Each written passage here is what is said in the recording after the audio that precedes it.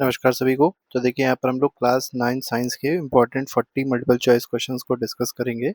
Chapter number 1 है जिसका नाम है exploration entering the world of secondary science. तो चलिए स्टार्ट करते हैं, देखते हैं फर्स्ट क्वेश्चन में क्या कहा गया है। तो फर्स्ट क्वेश्चन कह रहा है science is the secondary stage mainly focuses on. तो देखिए सेकेंडरी स्टेज में जो साइंस है वो किस चीज़ पे फोकस करेगी, ये पूछा गया इस चीज़ में। तो पहला ऑप्शन दिया है डीप एक्सप्लोरेशन एंड रीजनिंग, यही बिल्कुल सही आंसर है। क्वेश्चन 2 में कहा गया the phrase how we know in science refers to.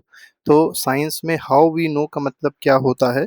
मान लीजिए ऐसी कोई फ्रेज दिया हुआ है हाउ वी नो, कैसे हमको कोई चीज़ पता है। तो कोई भी चीज़ हम लोग को इसलिए पता है क्योंकि उसको एविडेंस मिला है और उसके कुछ ना कुछ मेथड से उसको पता लगाया गया है।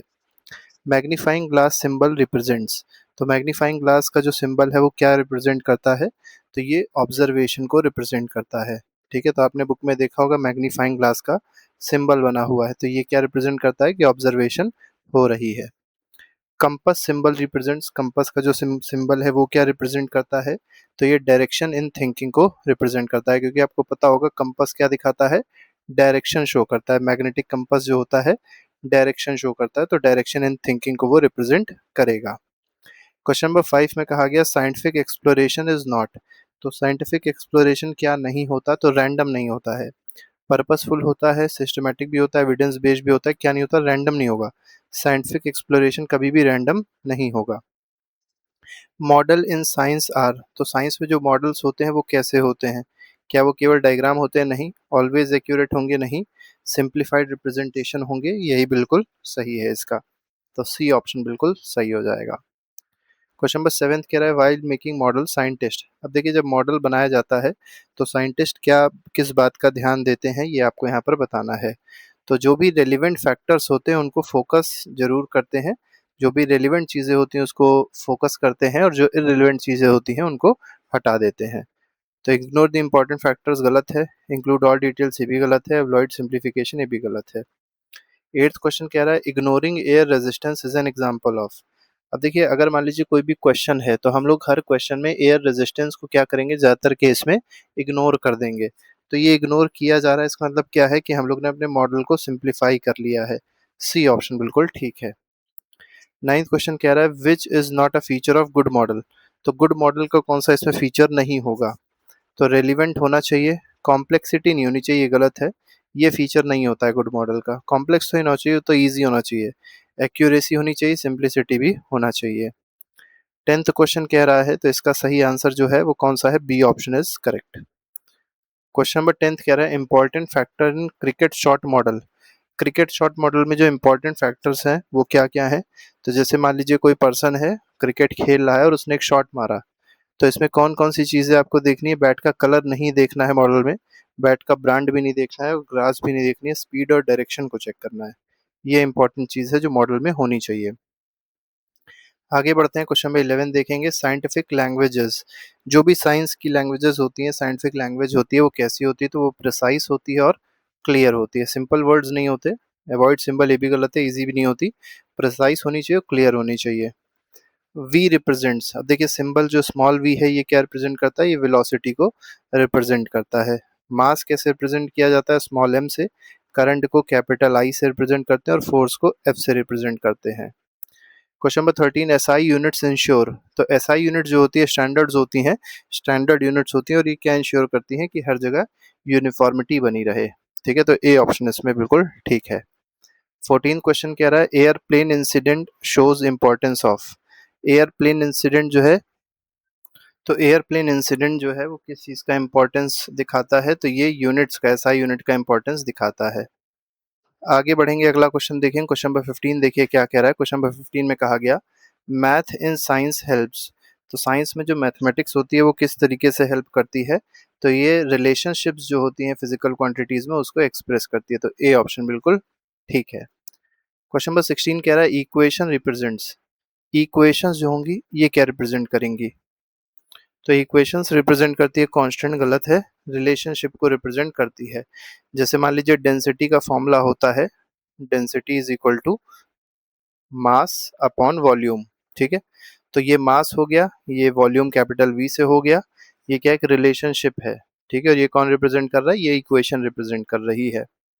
क्वेश्चन नंबर 17 कहा गया साइंटिफिक इक्वेशन शुड, अब साइंटिफिक इक्वेशन जो होनी चाहिए वो कैसी होनी चाहिए, ये आपको यहाँ पर बताना है। इग्नोर्ड नहीं, बी अंडरस्टूड, बिल्कुल अंडरस्टैंडेबल होनी चाहिए कि आसानी से उसको समझा जा सके। 18th क्वेश्चन क्या कह रहा है, लॉ डिस्क्राइब्स, अब देखिए लॉ जो है वो क्या डिस्क्राइब करता है, तो थ्योरी को नहीं डिस्क्राइब करता, गेस को भी नहीं डिस्क्राइब करता, किसी पैटर्न को लॉ डिस्क्राइब करता है। तो सी ऑप्शन बिल्कुल ठीक है। क्वेश्चन नंबर 19 देखते हैं, इसमें कहा गया थ्योरी के बारे में पूछा गया है। Theory always wrong, guess can not change, explain phenomena. तो थ्योरी क्या होती है, तो ये फिनोमेना को मेनली एक्सप्लेन करती है, तो डी ऑप्शन बिल्कुल ठीक है इसमें। 20th क्या कह रहा है, प्रिंसिपल्स आर, अब जो प्रिंसिपल्स होते हैं वो क्या होते हैं, तो ये फॉर्मूले होते हैं नहीं, ये गाइडिंग आइडियाज होते हैं, तो बी ऑप्शन बिल्कुल ठीक है। तो प्रिंसिपल जो होते हैं वो क्या होते हैं, गाइडिंग आइडियाज होते हैं। थ्योरी रिलायबल बिकॉज, कोई भी थ्योरी जो है वो रिलायबल क्यों होती है, ये इस क्वेश्चन में आपको बताना है। क्योंकि थ्योरी को क्या किया जाता है, सिंपल होती है नहीं, पॉपुलर होती है इसलिए नहीं, ओल्ड होती है इसलिए, थ्योरी जो होती है टेस्टेड होती है, और कोई भी चीज़ अगर टेस्टेड है तो वो रिलायबल जरूर होगी। प्रोडिक्शन बेस्ड ऑन, प्रोडिक्शन किस चीज़ पे बेस्ड होता है, ये आपको यहाँ पर बताना है। तो prediction is based on evidence, कोई भी चीज़ प्रिडिक्ट करी जाती है किस बेसिस पे, एविडेंस के बेसिस पे उसको प्रिडिक्ट किया जाता है। 23rd क्वेश्चन कहा गया व्हेन प्रिडिक्शन फेल, अब जैसे मान लीजिए कोई प्रिडिक्शन था तो वो फेल हो गया, तो उसको क्या किया जाएगा, डेटा को चेंज किया जाएगा नहीं, उस प्रिडिक्शन को क्या किया जाएगा, रिवाइज किया जाएगा, तो यही इसमें सही आंसर हो जाएगा। क्वेश्चन नंबर 24 कह रहा है weather forecast wrong due to, अब वेदर फोरकास्ट जो है वो कभी कभी रॉन्ग हो सकता है, ये किस वजह से, तो साइंस की वजह से रॉन्ग हो सकता है नहीं, मशीन की वजह से भी नहीं, नो डेटा की वजह से, कई सारे फैक्टर्स हो सकते हैं जिसकी वजह से जो वेदर फोरकास्ट है वो रॉन्ग हो सकता है।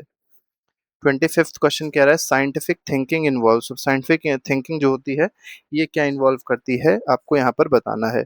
तो साइंटिफिक थिंकिंग जो है वो मेजरेबल क्वेश्चंस को इन्वॉल्व करेगी, तो ए ऑप्शन जो है बिल्कुल सही है इसका। ठीक है, तो measurable questions is the correct answer of question number 25। 26 कह रहा है scientific claims is tested by, तो साइंटिफिक क्लेम को टेस्ट कैसे किया जाता है, ये यहाँ पर आपको बताना है। तो साइंटिफिक क्लेम को ओपिनियन से टेस्ट किया जाता है नहीं, ट्रेडिशन से भी नहीं, डेटा से टेस्ट किया जाता है, तो यहाँ पर सी ऑप्शन बिल्कुल ठीक है। 27 कह रहा है इक्लिप्स फूड क्लेम, ठीक है, तो इक्लिप्स फूड जो है वो क्या क्लेम करता है, ठीक है, ये आपको यहाँ पर इस क्वेश्चन में बताना है, क्वेश्चन नंबर 27 में।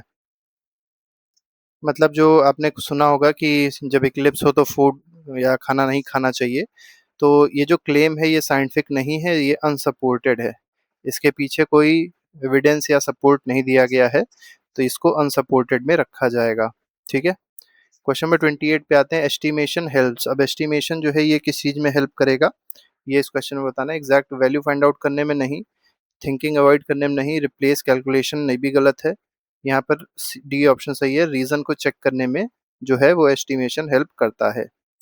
29th क्या कह रहा है अप्रोक्सीमेशन, ठीक है, अप्रोक्सीमेशन से क्या होता है, तो अप्रोक्सीमेशन से इनसाइट डेवलप होती है, तो यहाँ पर ए ऑप्शन बिल्कुल ठीक है। क्वेश्चन नंबर 30th कह रहा है 10,000 litre air per day is, तो 1000, ये जो 10,000 लीटर ऑफ एयर है ये पर डे हम लोग क्या करते हैं, रिस्पायर करते हैं, तो ये क्या है, ये एक अप्रोक्सीमेट कैलकुलेशन है, तो इसमें अगर देखा जाए तो estimation will be the correct answer, that is option number A. ठीक है, तो इसमें ए बिल्कुल ठीक हो जाएगा। क्वेश्चन नंबर 31 देखिए, 31 क्या कह रहा है ब्रांचेस एग्जिस्ट टू, अब देखिए ब्रांचेस क्यों एग्जिस्ट करती हैं ये इस क्वेश्चन में पूछा गया है, तो ये लिमिट नहीं, सेपरेट करने के लिए नहीं, कॉम्प्लिकेट करने, सिंप्लीफाई करने के लिए ब्रांचेस एग्जिस्ट करती हैं। जैसे आपने देखा होगा साइंस की कई सारी ब्रांचेस होती हैं, फिजिक्स, केमिस्ट्री, बायोलॉजी, तो क्या करती हैं चीज़ों को आसान बना देती हैं, सिंप्लीफाई कर देती हैं, क्योंकि फिजिक्स में हम लोग जो चीज़ें पढ़ते हैं फोर्स से रिलेटेड होती है, मोशन से रिलेटेड होती है, बायो में रिलेटेड चीज़ें होती हैं जैसे प्लांट और एनिमल से, तो इस तरीके से सिंप्लीफिकेशन हो जाता है। रियल प्रॉब्लम्स नीड, जो रियल प्रॉब्लम्स होती हैं उनमें नीड क्या होती है, तो वो मल्टीपल नीड्स होती है, मतलब वहाँ पर केवल हम लोग एक ही सब्जेक्ट को नहीं इन्वॉल्व करेंगे, हर एक सब्जेक्ट वहाँ पर इन्वॉल्व हो जाता है रियल प्रॉब्लम्स में, मतलब वहाँ पे फिजिक्स भी इन्वॉल्व हो जाएगी, केमिस्ट्री भी इन्वॉल्व हो जाएगी, मैथमेटिक्स भी इन्वॉल्व हो जाएगी, तब भी हम रियल प्रॉब्लम्स को सॉल्व कर पाएंगे। 33 कह रहा है मास्क इन्वॉल्व, अब देखिए मास्क में क्या इन्वॉल्व होता है, जैसे आपने देखा कोविड के टाइम पे मास्क बनाए गए थे, तो इनमें फिजिक्स भी इन्वॉल्व थी, केमिस्ट्री भी इन्वॉल्व थी, बायोलॉजी भी इन्वॉल्व थी, तो यहाँ पर multiple sciences is the correct answer. ठीक है, आगे बढ़ते हैं। Question number 34, scientific knowledge. अब देखिए साइंटिफिक नॉलेज हमेशा कैसी होती है, इवॉल्विंग होती है, ये फिक्स नहीं होती है, लिमिटेड नहीं होती है, हमेशा क्या हो रही है, इवॉल्व हो रही है, बढ़ रही है। ठीक है, चेंज हो रही है। आगे बढ़ते हैं। Question number 35, science develops via. अब देखिए साइंस का डेवलपमेंट कैसे हो पाएगा, साइंस का डेवलपमेंट तभी हो पाएगा जब पर्सन के अंदर क्या होगी, क्यूरियोसिटी होगी। तो जानने की इच्छा होना बहुत ज्यादा जरूरी है, जिसको क्यूरियोसिटी कहते हैं। क्वेश्चन नंबर 36 पे आते हैं। 36 क्वेश्चन कह रहा है साइंटिफिक थिंकिंग हेल्प्स। अब साइंटिफिक थिंकिंग जो है वो किस चीज में हेल्प करती है, स्पोर्ट्स में नहीं, फन में नहीं, एग्जाम में नहीं, डेली लाइफ में साइंटिफिक थिंकिंग जो है वो हेल्प करेगी। तो यहाँ पर डी ऑप्शन बिल्कुल ठीक है। क्वेश्चन नंबर 37 पे आते हैं। Model revised when. अब मॉडल का रिवीजन जो होता है ये कब होता है, ठीक है, तो जब नया कोई एविडेंस मिलेगा तब मॉडल का यहाँ पर रिवीजन होगा। तो यहाँ पर बी ऑप्शन बिल्कुल ठीक है।